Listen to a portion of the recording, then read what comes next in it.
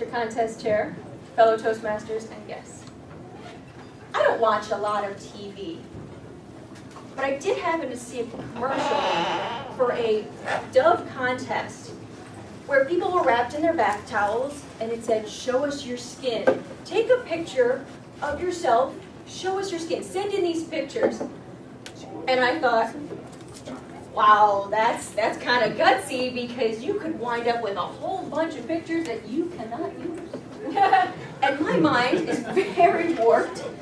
And I distinctly remember being a kid, growing up in Massachusetts. There was a beach, Rains Beach, and on either end is the bathing suit optional section.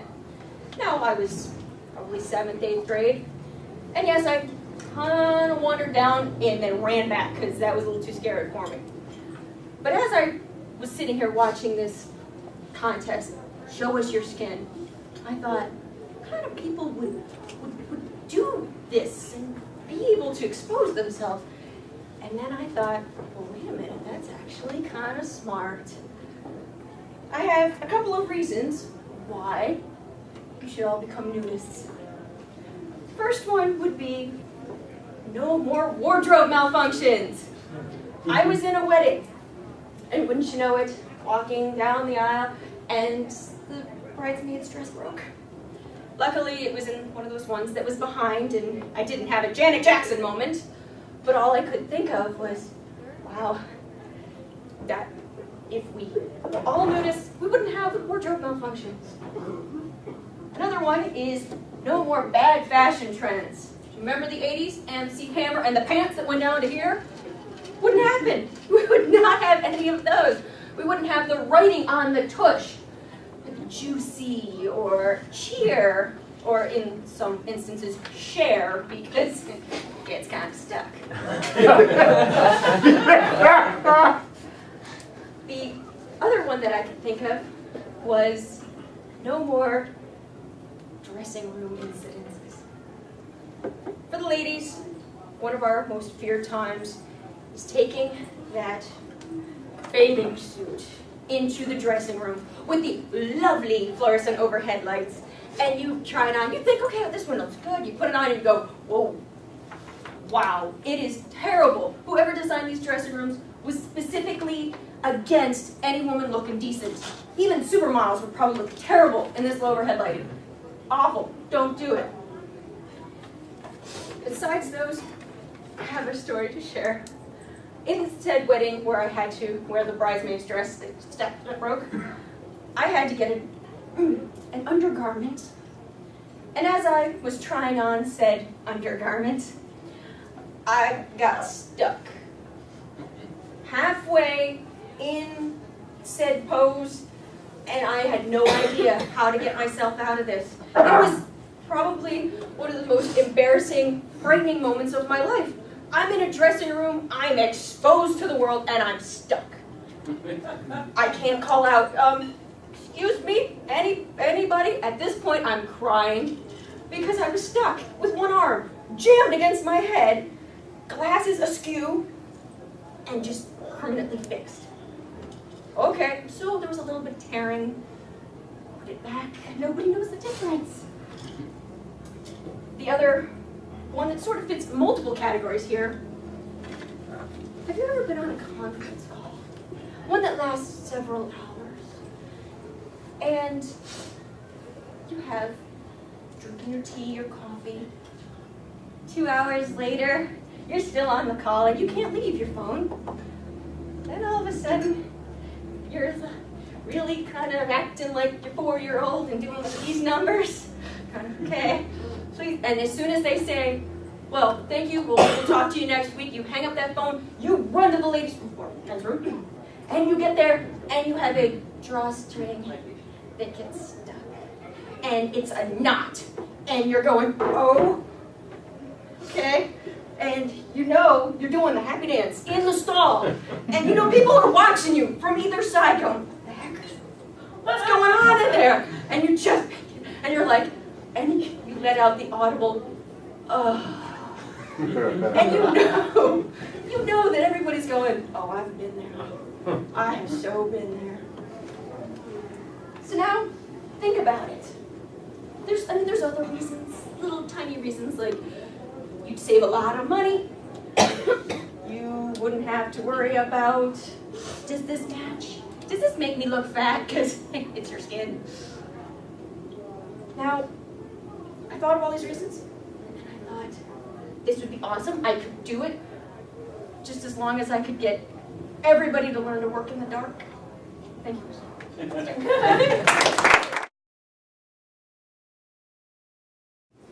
Lessons from the movies, Jim Lester.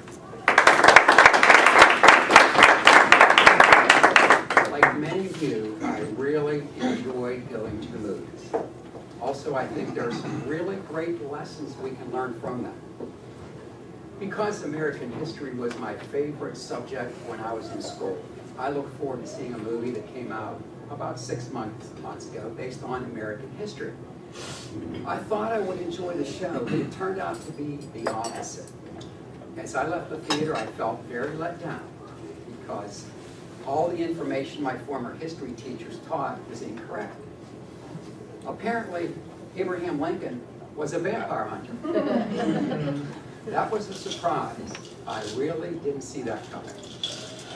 Well, let's move on to the past and into the present, because there is a group of people out there that really could use our help. You and I have sat in the theaters year after year and watched this group make the same mistakes over and over again, never learning and always suffering needlessly. Of course, we're talking about the American teenager. And can we just start off with something very basic? If you were planning on making out with your boyfriend or your girlfriend, and you decide to do it right beside your father's tool shed, nothing good can come from that, okay? Nothing good is going to happen. In fact, we all know this huge guy will show up, grab the boy, and start to fillet him like a rainbow trout with a set of garden shears. So please, kids, remember, do not make out near the tool shed. This next lesson from the movies is for the teenage boys. Guys, if you were sharing an intimate moment with a girl, and let's just say things aren't going well for you, and you become highly embarrassed, do yourself a favor. Do not go into school the next day, because for some reason, everyone at your school will know exactly what you did down to the last detail. If you go into school, you will be met by a gauntlet of all the other students who are staring and laughing at you. If you're really observant, you'll even see that creepy janitor, he's even laughing. And who knows how he found out. So please, guys, do not go to school the next day. Just to show that it's not always the teenagers making these repeatedly dumb mistakes, this next lesson is for the parents of teenagers. Some of you have a very special car in your life that you absolutely love. You cherish this car, and you are obsessed with making sure this car always looks good.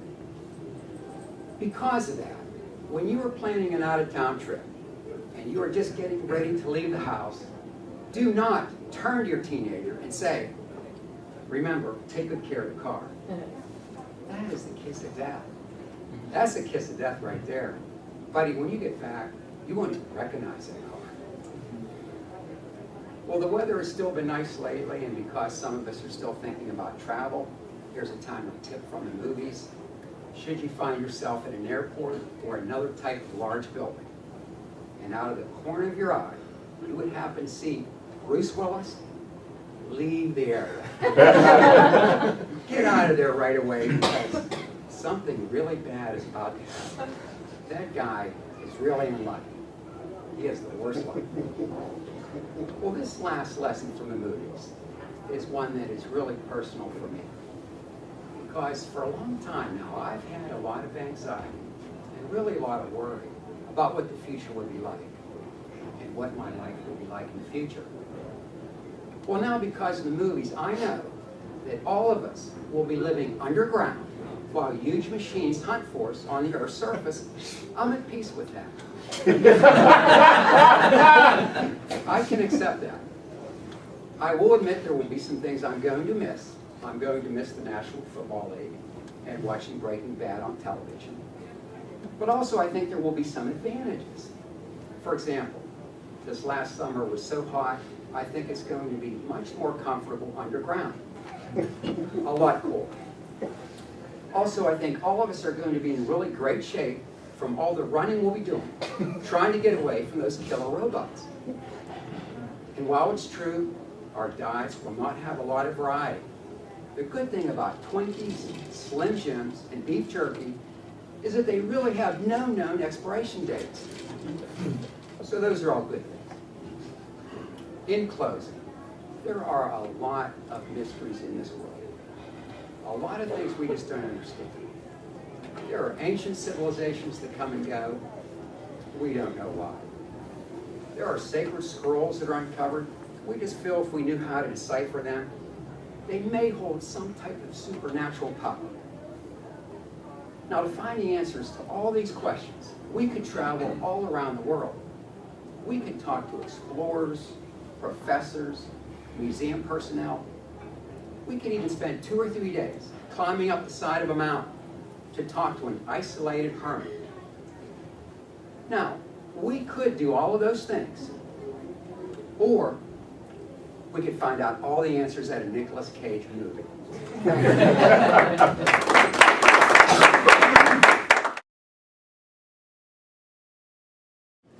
Kids these days, Matt Hoye.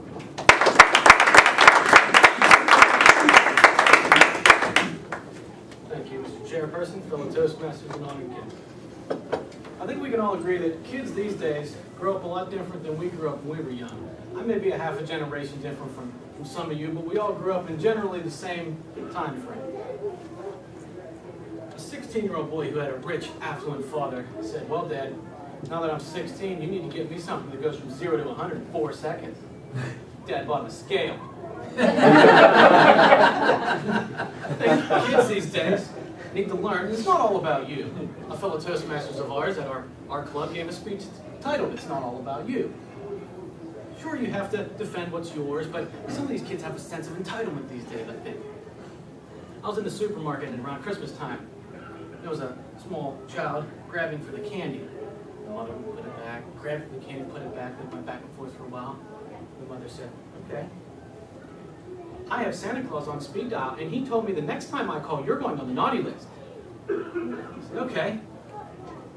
These 7-year-olds can program an iPhone, use that technology against them. You know, you're the adult, you take control of the situation." For a young mother, I thought that was a quick thinking.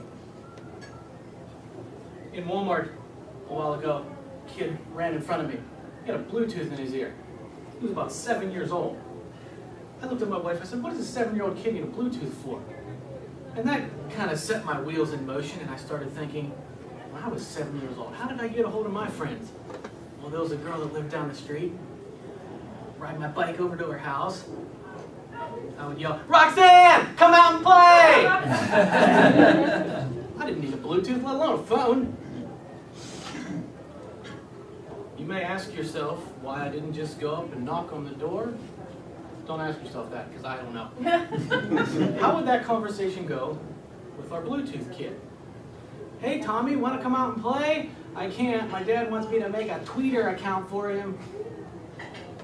Go outside and play. The best memories I had were running around outside, getting dirty, falling down, climbing trees, using stuff for things that weren't supposed to be used for. Who's ever gotten persecuted to the full extent of the law for misusing a milk crate? You've all seen the warnings on the side. Who cares? Go outside and play. Sometimes people would ask me when I was little, "What do you want to be when you grow up?" Maybe Dave wanted to be an astronaut. He's a space cadet. Maybe Mario wanted to be a businessman. Hey, Brian wanted to judge a contest. Look at you. Well, I said, I want to be a race car driver. Drive real fast in a circle. Well, we posed this question to my niece, 7.5 years old. "What do you want to be when you grow up?" She says, "Well, I'm going to study abroad and have a double master's degree." "Oh, really? What are you going to study?" I'm thinking she's going to rattle off science or math or whatever her favorite subject is in school. "Archaeology with a law degree as backup." "Okay. At her age, I was going to major in recess and minor in lunch.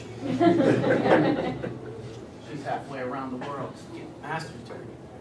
Well, then I got into high school and I realized that I couldn't major in recess and minor in lunch, so I was going to major in study hall and minor in gym class.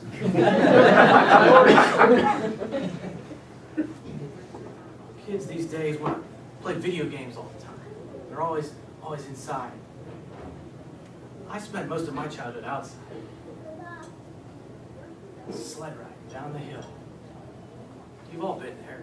Negative whatever degrees outside. Flying down that hill. I had my little roll-up sled, this thick, feeling every bump in the snow as I flew down the hill. Hat and gloves flying every which way. 2 little stalagmites, noticicles hanging from my nose. Let's see you do that on an iPhone. Kids these days. When I was young, my dad said, okay, well, we're going to take you out for ice cream. I was diabetic, so that didn't happen very often. So he went to take me to Dairy Queen. We didn't have tasty freezes like Inzer's got down here in Pittsburgh. Dairy Queen was all we had out in the boonies. So he would give me my cone with my cherry, vanilla cone dipped in cherry. Oh, was that a treat? And he would take my ice cream cone and he took a big old bite out of it. What's that for? He said, well, look at it this way. You're an only child. You don't have a brother. If you did, you'd have to share. So that's what he would eat. Life lesson learned. You're welcome. Can you see the look of the pissed off 6-year-old with half an ice cream cone? I told him I put that in a speech. He says, you act like I'm a criminal. I only did that once. I'm raising my bogus flag on now. I fell victim to that on many occasions on a warm summer's evening. Am I the perfect parent? Will I be? No. If your kids play video games, are they any worse than any other kid? No. We didn't have Google to help us with calculus, and kids today do. It's all about finding a balance. My wife and I are expecting our first child soon. And I will raise that boy or girl to the best of my ability. And hopefully they'll have a childhood something like mine. Thank you.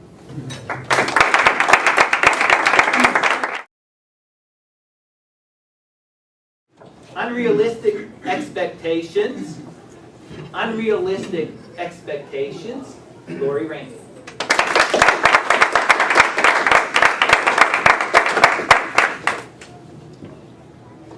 A few weeks ago, I came to the realization that I am a horrible mother and that I should have my motherhood license revoked. Mr. Contest Chair, fellow Toastmasters, and honored guests, good evening. They say the first step to recovery is admitting that you have a problem. Well, that's what I'm here to do today. Hopefully at the end of this speech, somebody out there can help me point me in the right direction to whatever 12-step program that I need to help me get back on the road to reality. A few weeks ago, I went out to Oklahoma City for work to cover the startup of a new building. I was on the lucky shift of inbound, and for my company, that means you start work at 3 a.m. So I was there for a couple of days. I worked my 3 a.m. shift. 8 o'clock comes, shift is over. I can go back to the airport and come home. If you've never been to Oklahoma City, it's a very small airport. It's not the smallest airport I've ever been to, but it's there.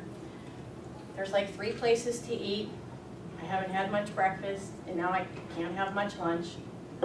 There's no direct flights anywhere from Pittsburgh anymore, so I get on 2 planes, one of which is not quite all that big. And I spend the rest of the day flying home. I land in Pittsburgh, and I go to that magical carousel on the bottom floor that all of you have probably been to, hoping that my bag came home too. It's like 7 o'clock now. The day's pretty much shot. And thanks to my live-in chauffeur, both of my kids went to their respective practices, so I have like free time.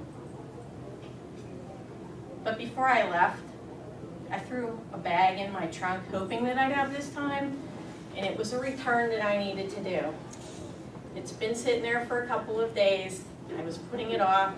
I'm gonna go do my return. I had to go to Walmart.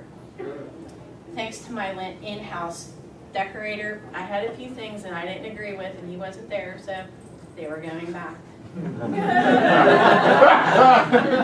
I should mention that my live-in chauffeur and my in-house decorator are my loving husband. All right, it's 7 o'clock on a weeknight. In and out, right? Luck would not be on my side. There's like 5 or 6 people in line on a weeknight, really? All right, I'm already here. I really don't want to come back. So I'm just gonna stand in line, do what I tell my kids, suck it up, and wait. I'm in line a few minutes, and a mother and her small herd got in line behind me. So for the next hour or so, it seemed, I had to listen to, honey, please sit down. Don't hit your sister. Please stop that. It was during this enemy torture that I reflected what I would do if it would have been me.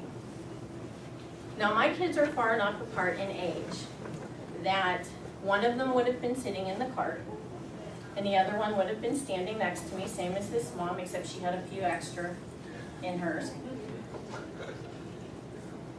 It was bad enough that he was out in public with me, so he definitely wouldn't have been sitting in the cart.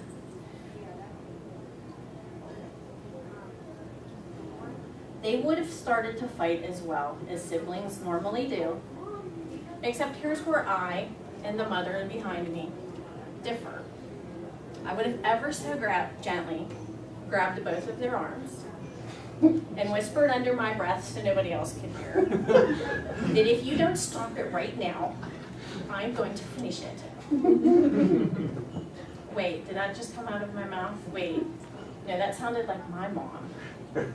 Could it be that the one person that I've been trying oh so hard not to be like, I've actually turned into?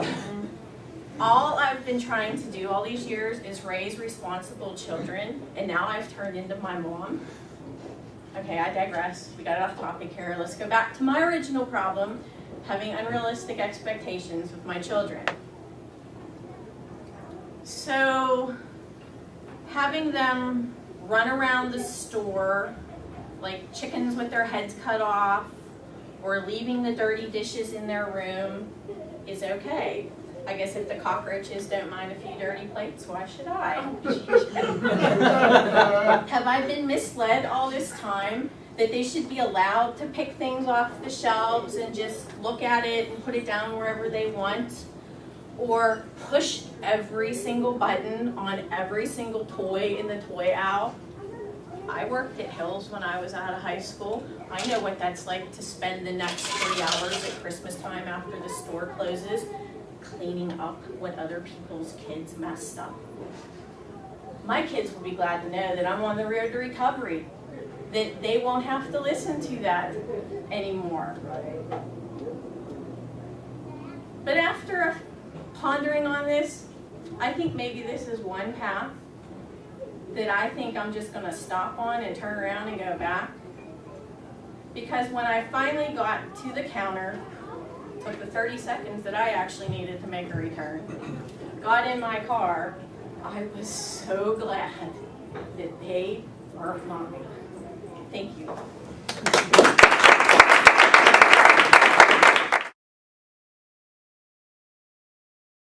Seriously? Do it yourself. Seriously, Dave Holberg.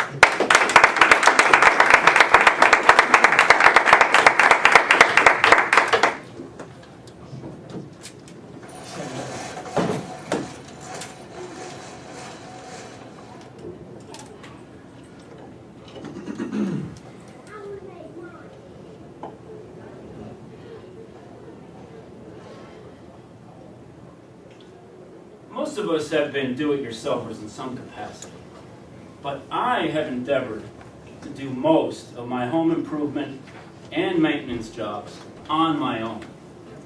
I do this out of a combination of necessity and a love for the work.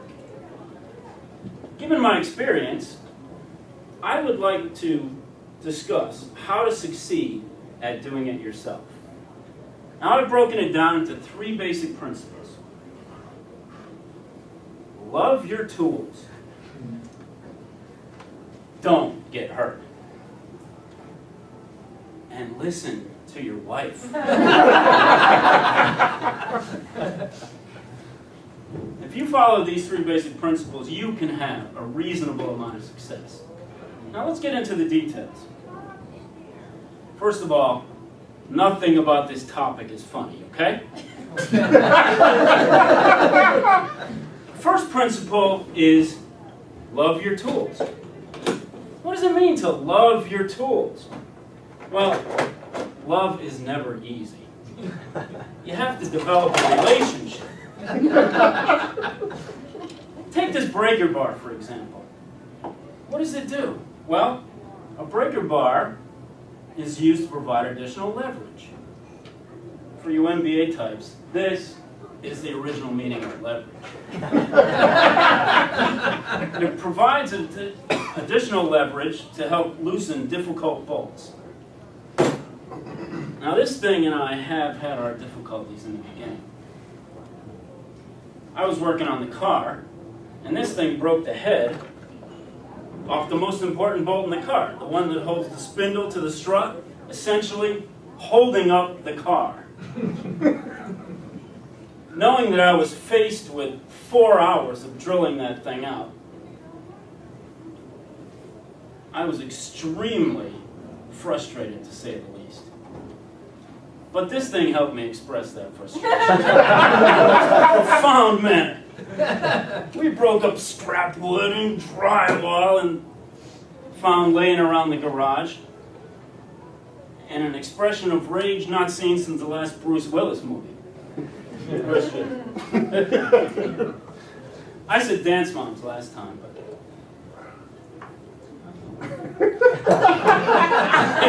which one's funnier? Another tool I really love is the power washer. Why do I love it? What does it do? Does it wash the deck? Yep, does a great job at that. Can it wash the grill? Yeah, it'll do that. But did you know it does a great job on cars? I'm thinking power washer $3.99, detergent $20, flinging the puppy off the deck, 3,000 PSI, priceless. And just in case any of you are a little bit too sensitive to laugh at this, the other dog thought it was hilarious.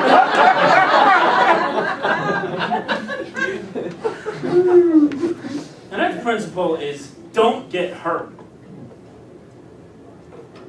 Now, home maintenance can be addicting.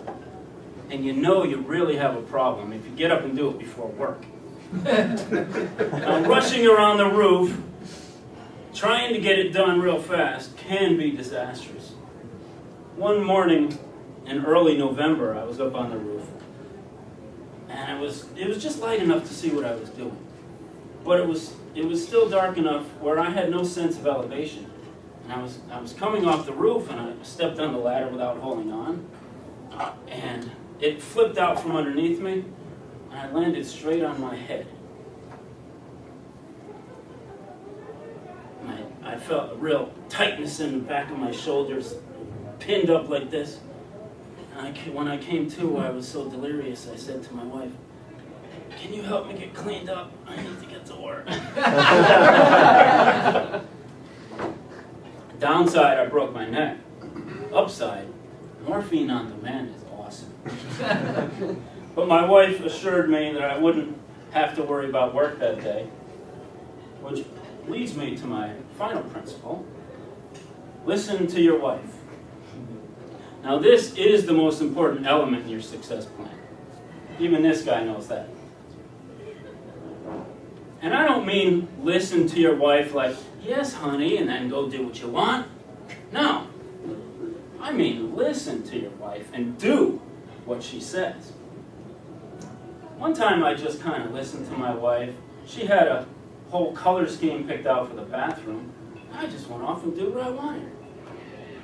Now I've got a Dr. Seuss bathroom. But the good news is you can keep trying.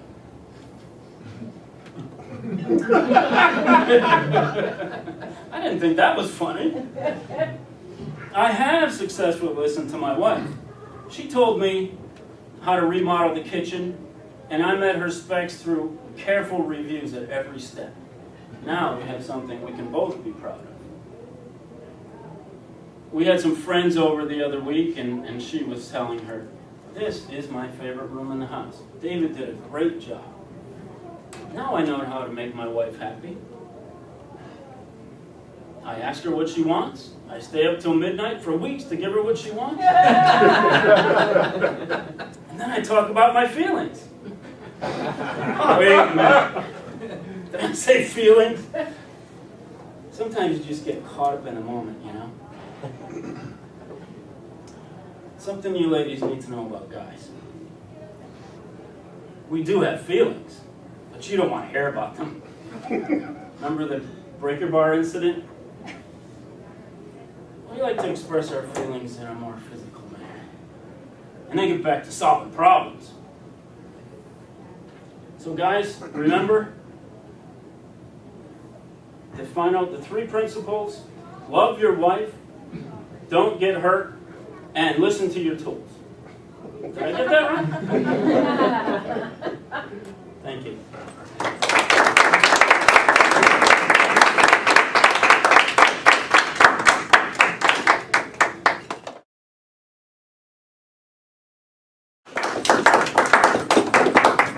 And a certificate of participation for competing in the Area 2 Humorous Speech Contest. How about for notable accomplishments? Has 2 kids and hasn't killed them yet. Good job. Yes, I have 2 small boys, 6 and 4, and I'm not sure if it's more accomplishable that I haven't killed them or they haven't killed me. I used to sleep in, Saturdays, 8 o'clock, 7 o'clock. Ever since Nathan was born, 6 years, 3 months, and a couple of days ago, I have been up at 6 a.m. I don't need a rooster. I got Nathan. And you know it, because they used to get up at 5:30. And now I have a big clock in their room. And I said, when that first one turns 6, you can get up. I know when it's 6 o'clock on a Saturday morning. Because all of a sudden you can hear sing-along songs blaring. Turn it down! Okay, but sometimes I'll be dead asleep. And then when you hear it, jump up, thinking that there's somebody walking in the room. No, it's just one of my children trying to kill me. Thank you, Rachel. Now, Jim Lasker.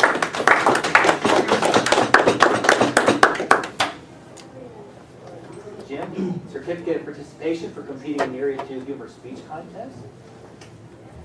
Jim, I really like this one. What a great honor. Could you tell us about giving your commencement address this year at your college?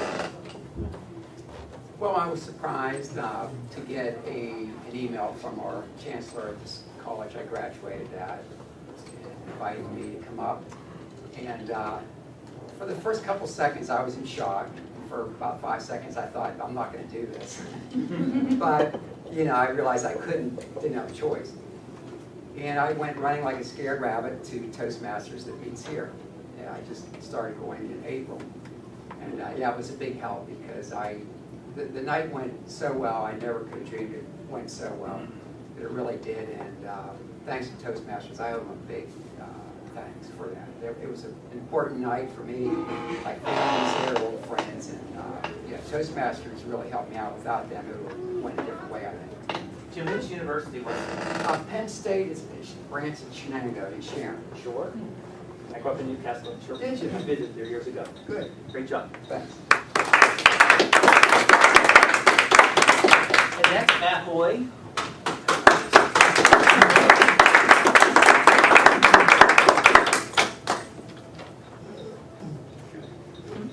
Matt, whoops, first order of business. Here's a certificate of participation for competing in the Area 2 Humor Speech Contest.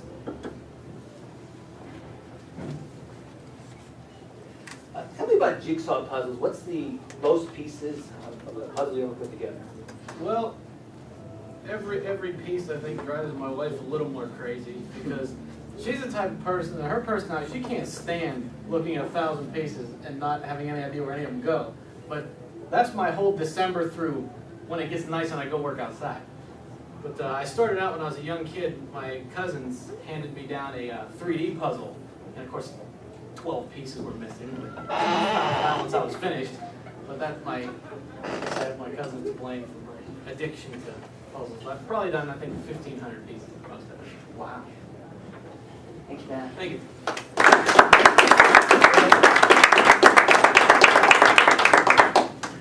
And Lori Rankin.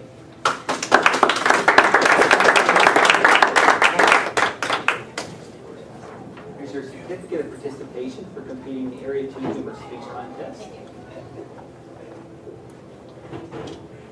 Oftentimes, we get to hear some stories about Lori's kids and her speeches. So she says her interests are whatever children are currently involved in. So what are they involved in right now? I have a sophomore in high school that is in marching band, and I have a second grader daughter that is in cheerleading for the township. So I have something to do that is not mine every single day for the next 2 months. I either have a band practice to drive somebody to or a cheerleading practice to drive somebody to. So, band, yeah, that's it.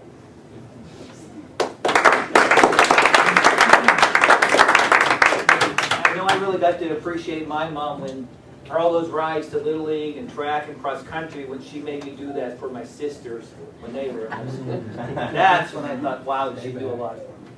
And our last contestant, Dave Hoye.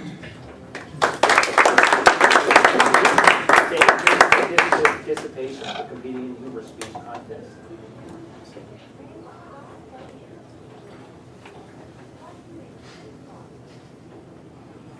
See, nothing interesting. There's a lot here. Something about tools maybe in there. There he is. How about the family outdoor activities, including hiking and hunting?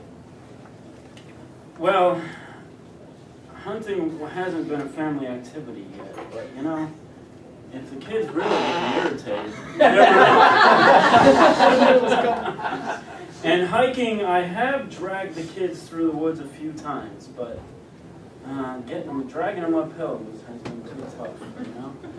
So, that's about the extent of it. Thank you. Yeah.